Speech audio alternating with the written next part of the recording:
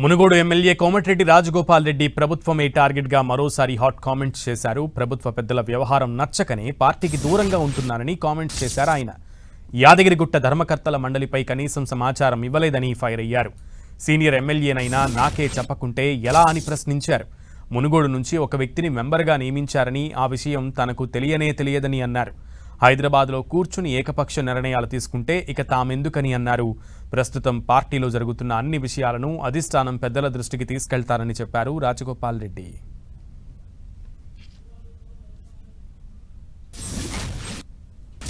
ఇక్కడ యాదాద్రి జిల్లా ఎమ్మెల్యేగా ప్రస్తుతం ఒక మాజీ ఎంపీగా, నల్లగొండ జిల్లా ఎమ్మెల్సీగా ఇంత సీనియర్గా ఉన్న ఒకసారి నన్ను ఆ విషయంలో సంప్రదించలేదని బాధ అనిపించింది నాకు.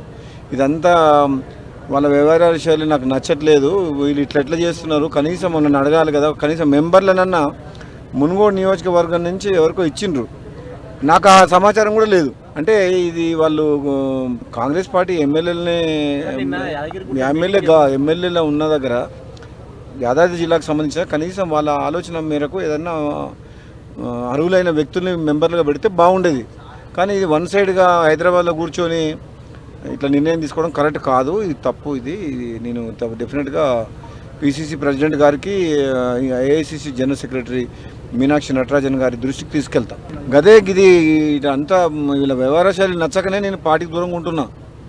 నేను ఎక్కడ పోవట్లేదు, నియోజకవర్గం ఇల్లు ఎందుకు పోవట్లేదు అంటే వీళ్ళు ఇట్లా బిహేవియర్ బాగాలేదు, పద్ధతి బాగాలేదు వీళ్ళది. రాహుల్ గారిని కలిసి చెప్పినా కానీ ఇక్కడ పరిస్థితి బాగాలేదు, ఇట్లా చేస్తే మంచిది కాదు పార్టీకి.